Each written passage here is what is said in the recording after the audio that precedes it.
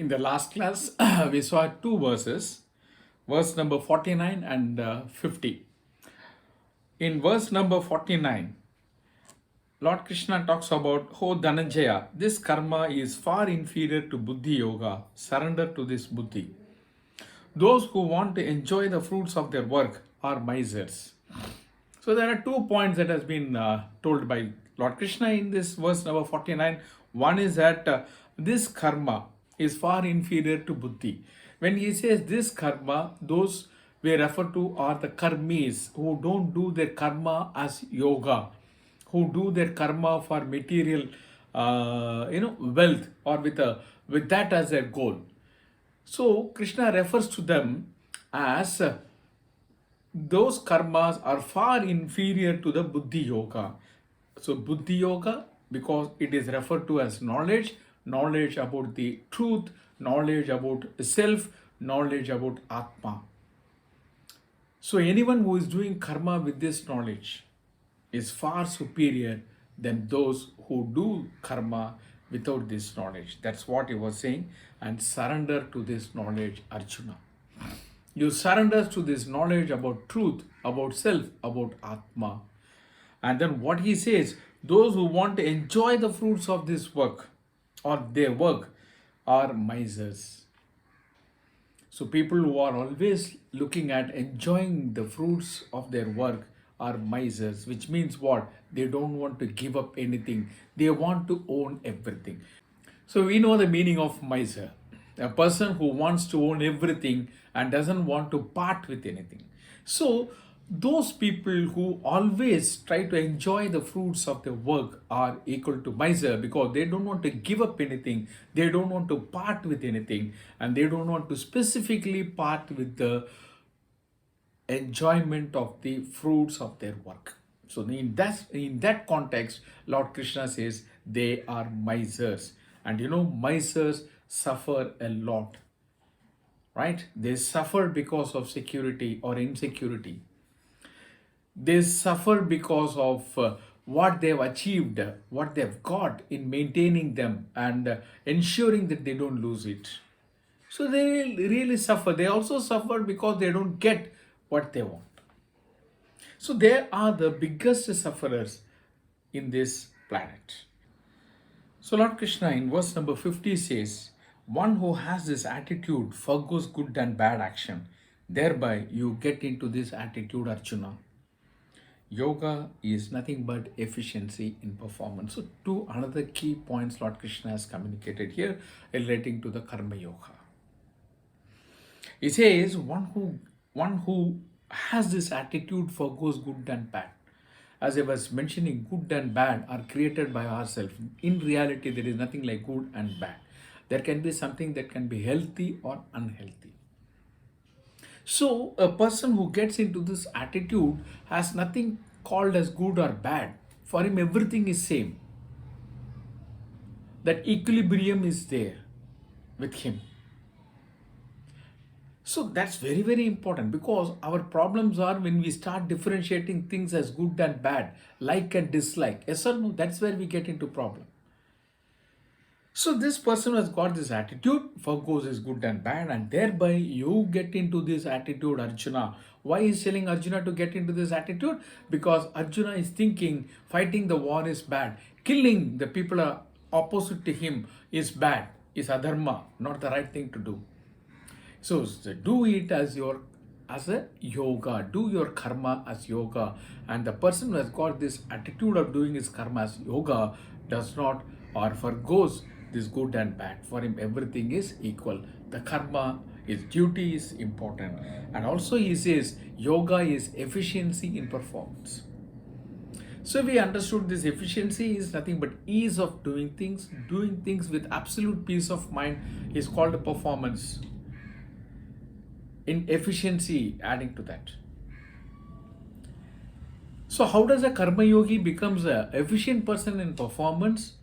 Because when does our performance is not efficient or gets is not up to the mark is when we start thinking in good and bad, positive, negative, right, wrong, failure and victory, all those things. But a person with an equilibrium state of mind is absolutely at peace.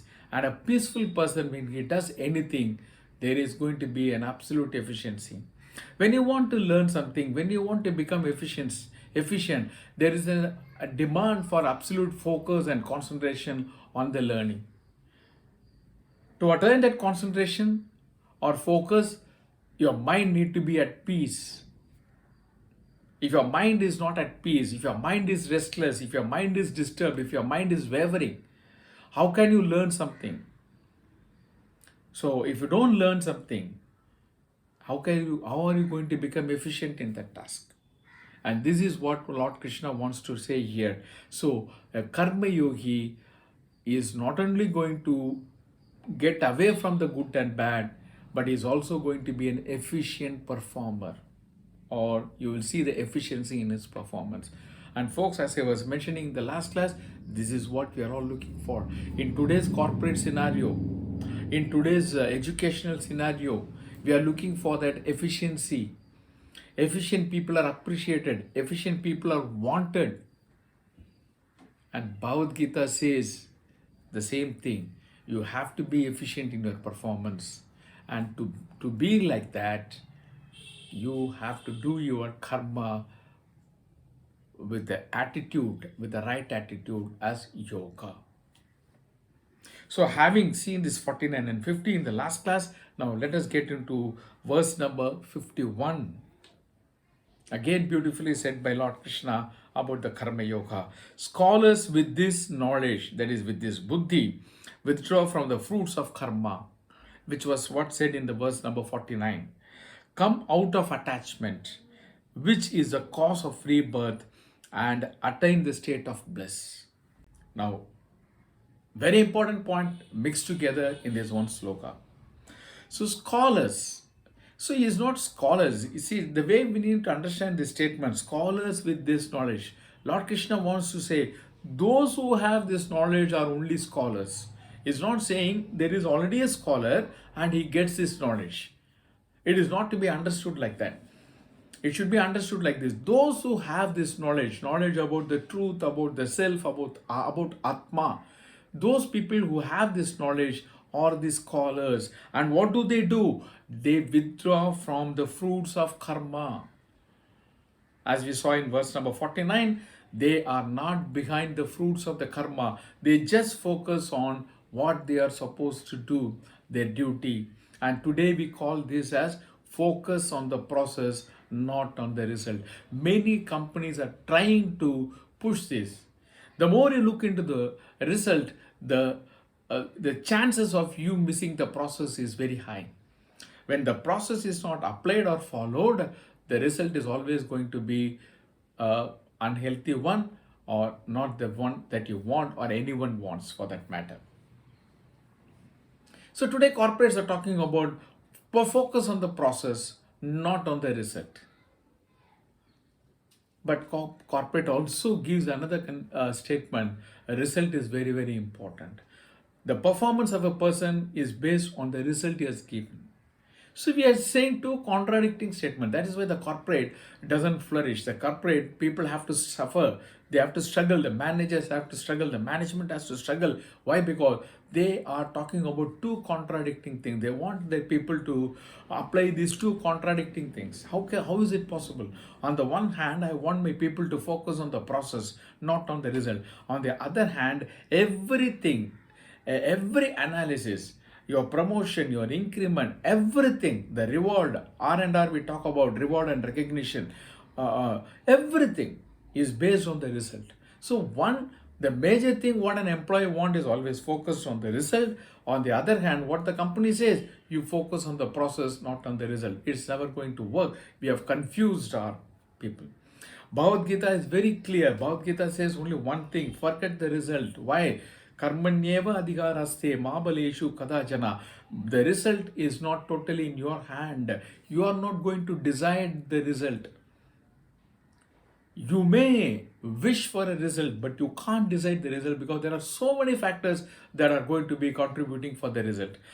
Being that the case, how can I decide the result? I may wish I want to get this. but I can't decide this is what I'm going to get.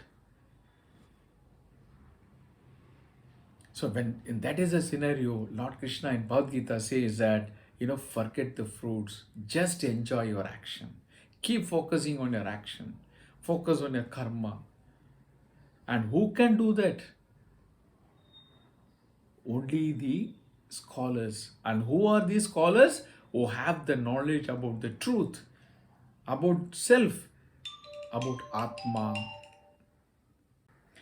So, well, having said that, and what is this? Is also coming out of attachment. You are attached to the result. Am I right or wrong? No one is attached to the process. No one is attached to the process. Everyone is attached to the result. So when you withdraw from the result, automatically you are coming out of attachment.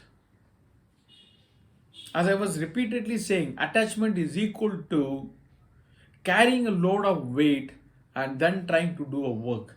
You are with already a burden, but you want to perform with the current task. It's not going to be possible unless the burden is removed. You are not going to become free. You are not going to become flexible. You are not going to be at ease, because this burden is always pressing you, putting pressure on you. And this burden is nothing but attachment to the result, attachment to the artha, the material things. And these scholars, because they withdraw from the fruits of the karma, they are also able to come out of attachment. And Lord Krishna adds on something more. What is the cause of the rebirth? The attachment is the cause of the rebirth. How do we understand this rebirth? How do we understand this rebirth? How do we know what was our birth in the last Janma? Or what is that? How are we going to be born in the next Janma? We don't have any clue about the past Janma and the future Janma. And that's very, very true. So when you don't have any clue about something, how can you think and do something based on that? And this is a question that is always asked with me whenever I do many corporate programs, where this point is connected for some reason, based on the context of the point, the subject I'm discussing. They always keep asking me, how do I know what I was in my previous birth? And I don't know what is that, then my next birth is going to be. So how do we understand this rebirth? Punarabi Jananam, Punarabi Maranam. Punarabi Jananam, Punarabi Maranam. Jananam from what? Maranam from what? It's a very simple thing. As long the desire is going to drive, every day is going to be like a birth and death for you. When you achieve it, it looks like a birth, you're reborn, the joy is there, you look fresh, you look new. Yes or no? When you buy a new cloth, a new shirt, or a new apparel, and when you wear it, how do you feel like? You suddenly start thinking that you look different. When you bring that new big TV and place it in the hall, and you sit in front of it, suddenly you feel everything looks new for you. It was not the same experience that you were getting from the old TV. It's a different experience. You are enjoying that experience. So when we try to understand this rebirth, every time when your experience is changing, it is equal to a new life that you've taken. You are born again, because whatever that old is there, it is shied away. You buy a new car. When you sit into the car, you start driving. You already had a car. But now you are not happy with the car. So you want to die and reborn. So what do? You are not actually dying. You are killing the old car. What do? You discard that old car. And you buy a new car. When you buy the new car, how is your experience? Your experience is fabulous, fantastic. You feel absolutely joyful. You feel something that, a new life has come in. The way you sit in the new car, the way you handle the new car, it's all fresh. Not only the car is new, but your experience, your emotions, everything now is fresh and new. So the old driver of the old car is no more. He is dead along with the car, the old car. Now the new driver with the new car is reborn. Friends, are you understanding this? This is very, very important for us to understand the rebirth, death and birth. In this context, this is how we need to understand, because something which is beyond my experience, I will not be able to understand that. It's not that easy. So the very simplest way and the very apt way of looking into this birth and death, punarabi jananam, punarabi maranam, is in this way only. And so you're dying and you are reborn. This is happening every time, every moment. So that's what. So attachment is a cause of the rebirth. Yes or no, folks? Yes or no, friends? Attachment is a cause of rebirth. Because as long, when you're attached with something, you feel you're fresh, you feel you're joyful. When that attachment is removed, you feel you're lost, you feel you're gone. So the results, looking at the fruits of your hard work, leads to attachment to that. When you get, you are joyful. When you don't get, you feel sad. So the joyful is a rebirth and sad is a death. So you're born again and again, you die again and again in this very same life. So let us not look into our previous Janma and past Janma. It's all new Janmas we are taking in this current life itself. How many Janmas we are taking right from the childhood. When I got the balloon when I was a small baby, it's all smile, laughing, wonderment, wow feeling, everything was there. But when the balloon burst, you also burst. The balloon is gone, your joy is gone, your wow factor is gone, your life is also gone. You start crying.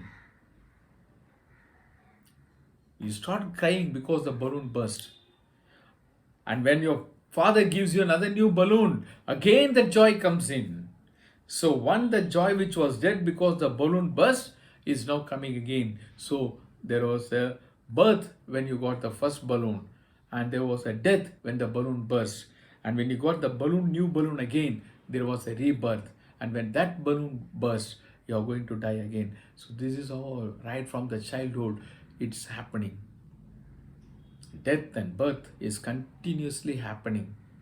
To get out of this samsara, to get out of this rebirth, this cycle of birth and death, Lord Krishna says in this karma yoga, do your karma in the state of yoga, with that attitude, which will take you away from the focus, from the fruits, or focusing on the fruits of your hard work.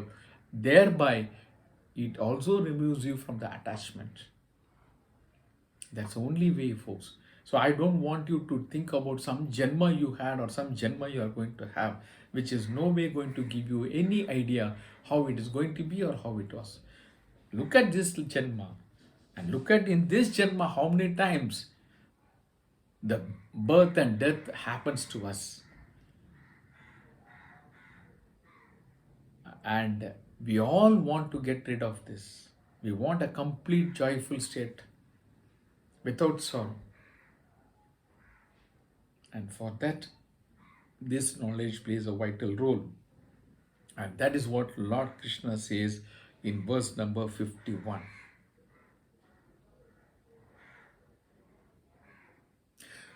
Again, the argument will come. In Vedas, Artha and Kama is talked about.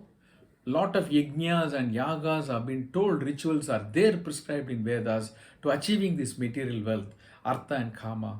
But why again means it's not that we don't require wealth.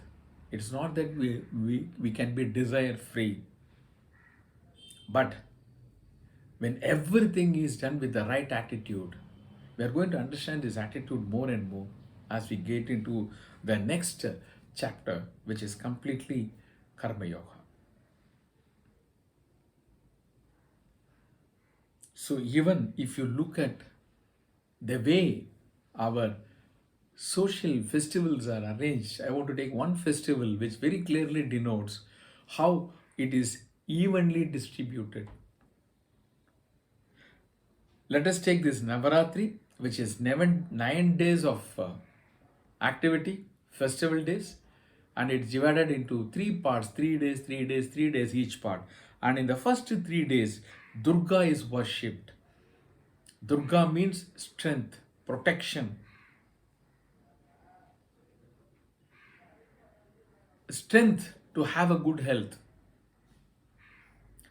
protect from all the evil things that may affect my health mentally and physically. So the first 3 days we worship Lord's Durga. And in the second 3 days, we worship Lakshmi. Laksh means Lakshaya, goal.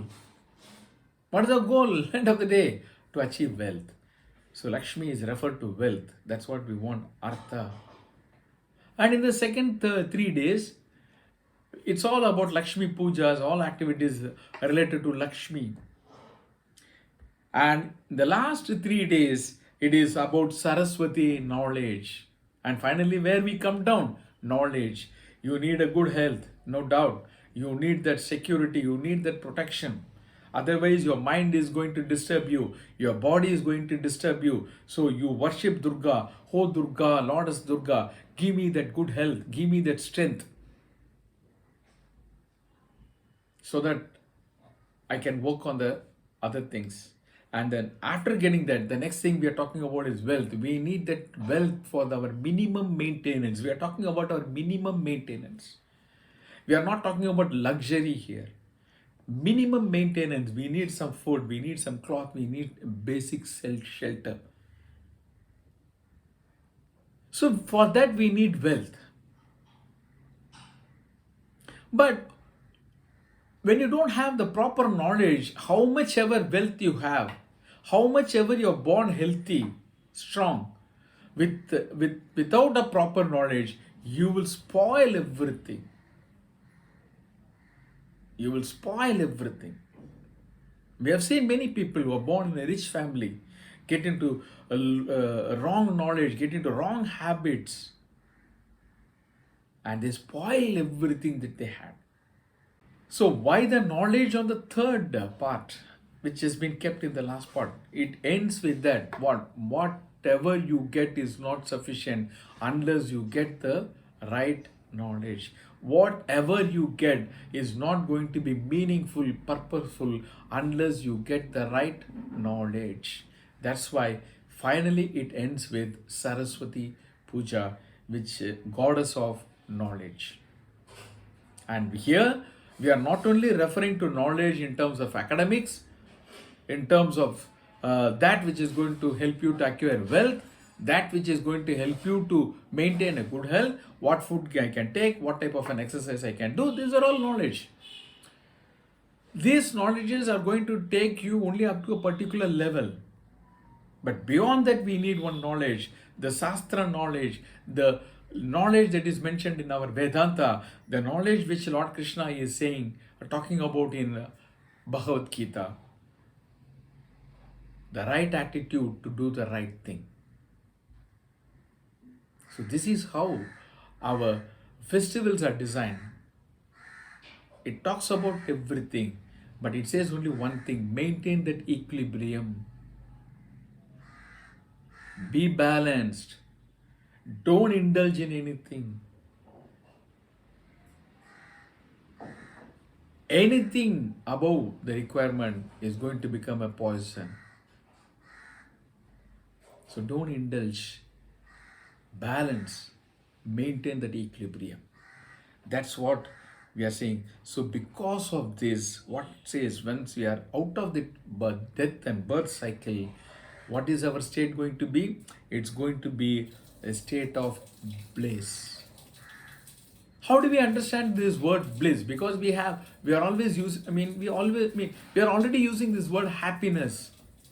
How bliss is different from happiness? Very simple way of understanding this. Let me tell you this.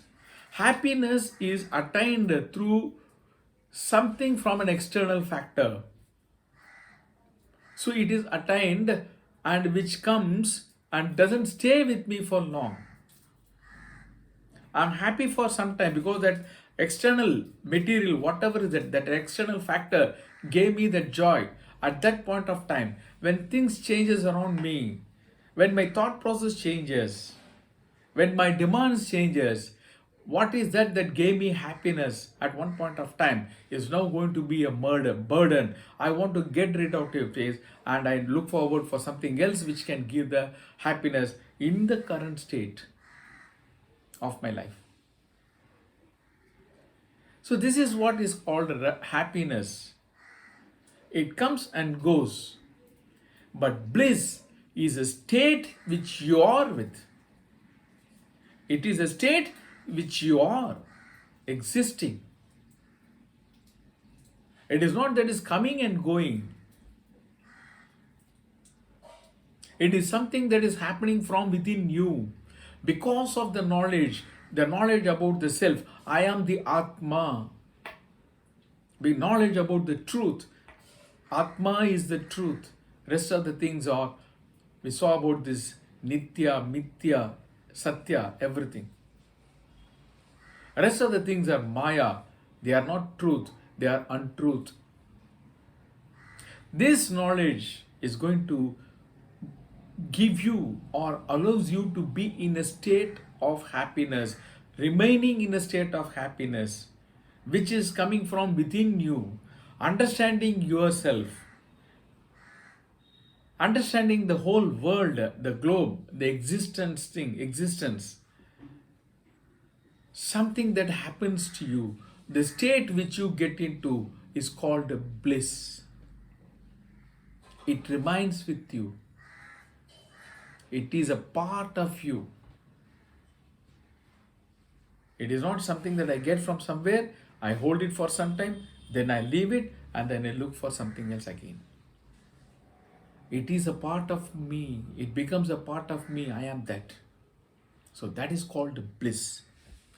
So that's what Lord Krishna says in verse number 51. Scholars with this knowledge withdraw from the fruits of karma, come out of attachment, which is the cause of rebirth, and attain the state of bliss.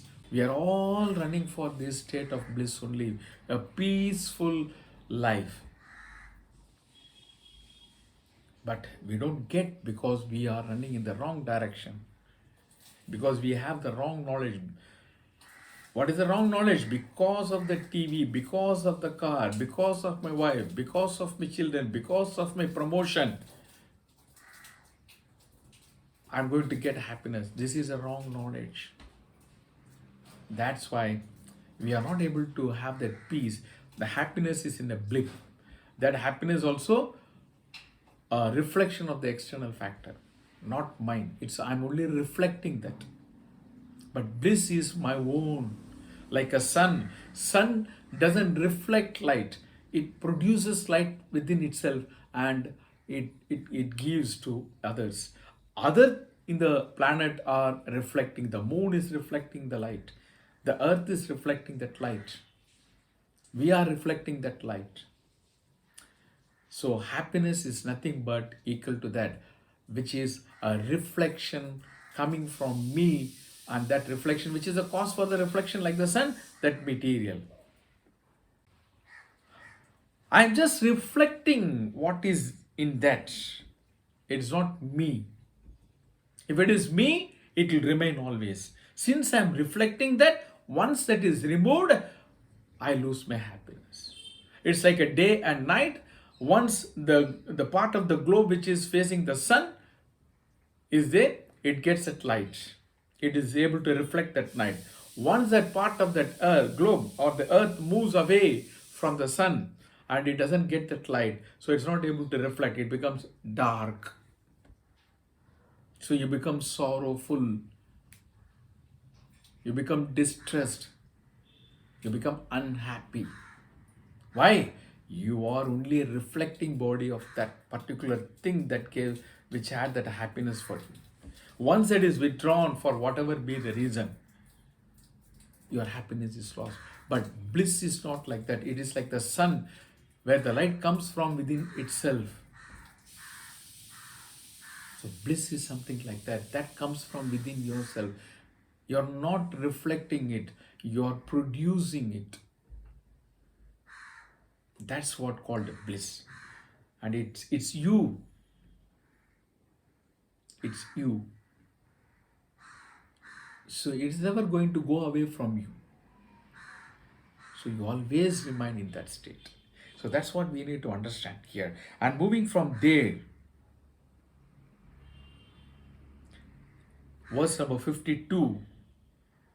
When your intelligence has passed out of the dense forest of delusion, look at this word, intelligence has passed out of the dense forest of delusion, not a simple forest. Dense forest is what Lord Krishna says here. You shall become dispassion. To what? To all that has been heard and all that is to be heard. So now how does the passion to something comes from? Nothing is there with me. When I'm born, I don't have anything. I didn't know anything.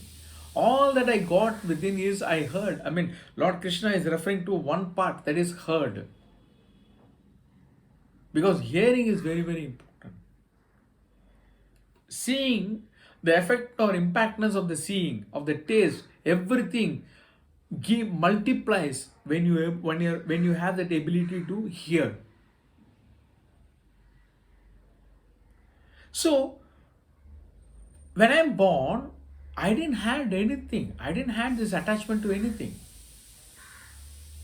But when I started hearing so many things around me, that gives you joy, this gives you joy. When I start seeing them, wow.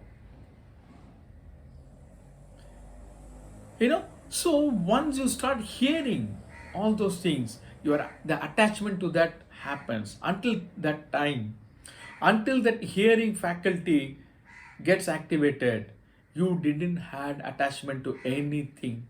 A newborn baby is not attached to anything. The newborn baby even doesn't know who is the woman who gave birth to me. So it's not attached to anything. Why? Its hearing faculty is not yet activated. But once that hearing faculty is activated, your sight is activated, your sensory organs one by one is activated, then slowly you become attached to that. You either respond to that or you react to that. And once that start happening, you also started getting into trouble. Yes or no? Without that, no, I can't. So slowly as the baby grows, it throws lot of tantrums. It becomes adamant. It starts becoming arrogant. How? Because of hearing and hearing and hearing, it developed an attachment towards that. And when that is withdrawn from the baby, now the baby is not able to handle it itself.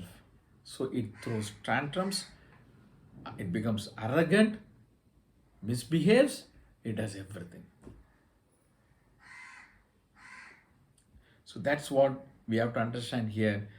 Dispassion, that being heard and that will be heard. Because I developed a particular perception from what I heard today, and my perception changes when I hear something. When somebody said a particular brand of mobile is excellent and he gives such a wonderful briefing, and based on that what I heard, I buy that mobile and I'm quite happy with it. After some time I hear something different. There is another brand which is better than this, which has got much more features, and these features are much more effective than the current brand. So what happens to me? Now I want to switch over to that brand. So that's what I heard and what I will be hearing. All those things are responsible for developing passion to something. Passion is what? Nothing but having that extra desire on something.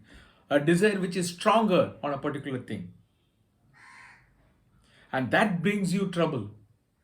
So we have understood this. Now what Lord Krishna wants to say, when your intelligence has passed out of this dense forest of delusion. Delusion is what? Accepting the Maya as truth is delusion. Accepting the non-dependable as dependable as delusion. Accepting the insecure things as secured or security is delusion. And it is referred to as a dense forest. Dense forest means what? You are lost in that. You don't know how you entered in. You don't know where you are. You don't know where to go out, how to go out, which side to move. You are absolutely lost there. That's what a dense forest is all about. There you don't even get your mobile signal. If you want to use your GPS and try to get out of that, you don't even get your mobile signal there. It is totally blocked.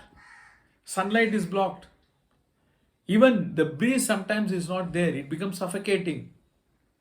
It becomes humid. It becomes hot. It's also dark. That is what Lord Krishna describes delusion. The delusion is something like that. You are lost into it. It is suffocating. There is no light there. So there is darkness only. So this intellect brings you out of the dense forest, which is referred to here for delusion. What is that intelligence Lord Krishna is referring to? The knowledge about the truth, about Atma, about self. And because of that, what happens? You are out of this passion. You become dispassion. But when you become dispassion and adding on this knowledge to you, now what you become? You become compassion. You become compassionate. Now your life is for others. Now look at a community where everyone is compassionate. How does a community look like? It's a wonderful community, yes or no? Everyone is compassionate. Everyone wants to help the other. Everyone is considered about the welfare of the other. Everyone doesn't want to hurt or harm others. That's compassion.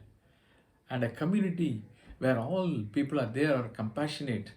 Look at that community. Imagine for a minute. It will be a wonderful place. That is called Swarga Loka, the heaven. Heaven is not somewhere up. Okay, it is here. Compassion. People with compassion create that heaven. Or heaven is created there. But people with passion, they are definitely going to create a hell there. Because passion talks about my desire. What I want. I become the prime factor. I become the focus point. So others, either they become a nuisance to me, a competitor, troublemaker, hindrance, and so I want to destroy them.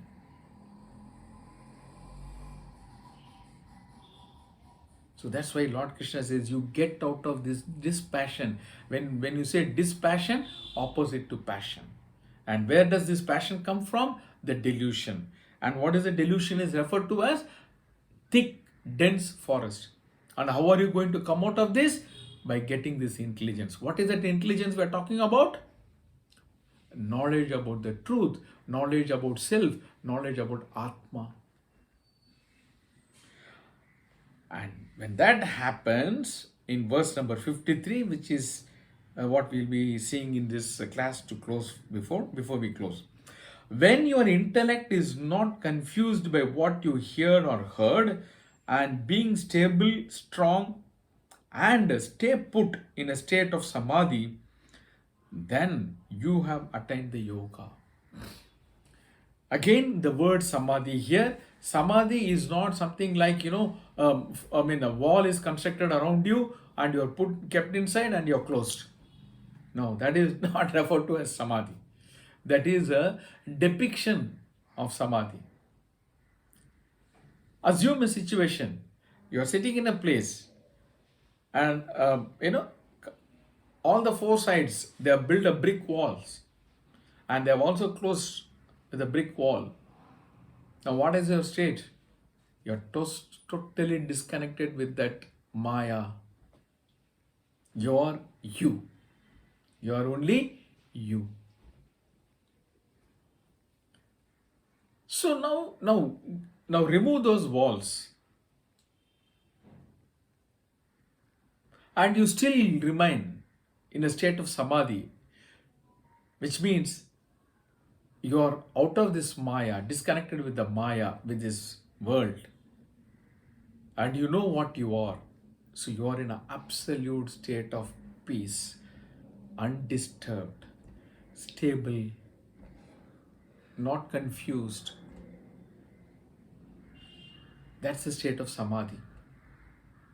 I'll be going everywhere. I'll be going to a movie, I'll be going to a picnic, I'll be going to trekking, I'll be having a wonderful dinner, I'll be spending time with my friends. I'll be involving into everything. But as I am into everything, with what state I'm going to be there? With the state of peacefulness, with the state of samadhi, I'm going to be there.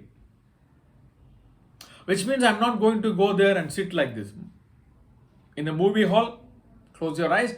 That's what samadhi we understand. So I go to a movie, sit inside the hall, and I close my eyes.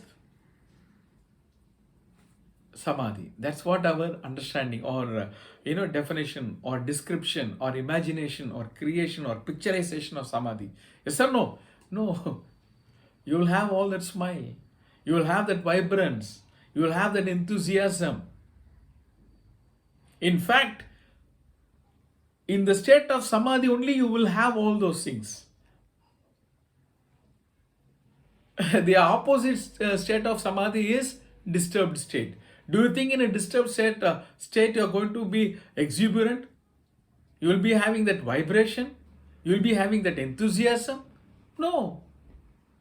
Everything is lost. Exuberance, enthusiasm, energy,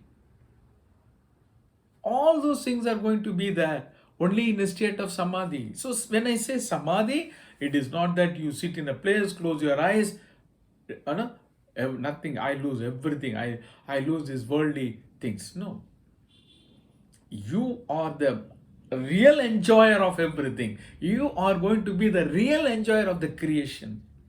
The person who is in a state of samadhi, he'll be enjoying everything because his mind is not disturbed. It is calm, stable, steady, stay put on the knowledge what? The truth, self, Atma. He is not going to be wavering. He is not going to shift from here to there. Nothing of that sort is going to happen to him. But a person who is not in a state of samadhi is always in a state of disturbance. Because he moves from here, there, keep wavering, is not stable, is not stay put on any one thing. So in that situation, how can you be joyful? How is it that exuberance going to be there? How is it that enjoyment is going to be there, that enthusiasm is going to be there? You can't even smile. Even the smile in your face, the calmness in your face will be missing. We see many people, we are already like a robo. So let us not worry about that artificial intelligence, another robo coming in. Because everyone in the home are like a robo, lost in their own thought, walking here and there. Even the smile is more of a default one, not a designed one. It is not coming because of awareness. It is coming just because of a formality. We ask people, how are you? But I really don't want to know how he is. Because I met someone, I need to ask something, and people said this is a decent way of putting it. So ask, how are you? And when that person says, I'm absolutely fine, now your heart burns. Wow, I am in a lot of trouble. Bloody, you are absolutely fine. How come that? So you understand? This is what happens to a disturbed mind. But samadhi is calm, stable, stay put.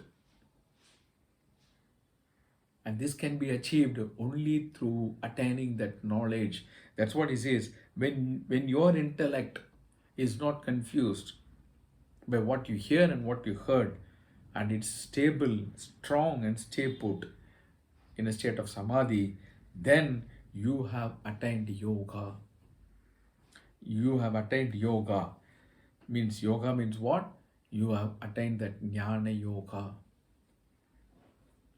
You have become you have become union with that Atma, the truth. It's a very powerful thing. Very powerful thing. That's what Lord Krishna says. I mean, this is what the life we are looking for. That's what I'm worried. What we want, there is a way mentioned here. But since we are in the dense forest of delusion, we are looking at all wrong directions. We need to come out of that. For that, first thing you have to do is that start doing a karma with the right attitude. And once you are into that, slowly you will start looking at the direction. You could be able to see the direction. It's visible to you where to go. So Lord Krishna's argument or way of looking at things is that first you become a karma yogi. Only then you become qualified to get the jnana, that knowledge. Otherwise, you are not even qualified to get it. Forget you becoming a jnani. Forget about attaining moksha. Without you entering into the karma yoga, without you becoming a karma yogi, you are not even qualified to get that knowledge because you can't accept it. It will be too much for you. It will be like talking in Greek and Latin, a foreign language I don't know. Either you get bored with it, or you think that it's foolish, absolutely nonsense, or you simply withdraw for it. It's not for me. So that karma yoga, becoming a karma yogi is very, very vital to get that qualification for attaining the knowledge of truth. You're well prepared now for that. So that's what Lord Krishna is trying to emphasize. He's going to spend a lot of time on this karma yoga. That's the first step. We have to look into it. So these are the verses which have been very powerfully communicated by Lord Krishna to establish the karma yoga. And we are going to see more in the coming classes. Om Purnamada Purnamidam Purnat Purnamudachyate Purnasya Purnamadaya Purnameva Vasishyate. Om Shanti Shanti Shanti.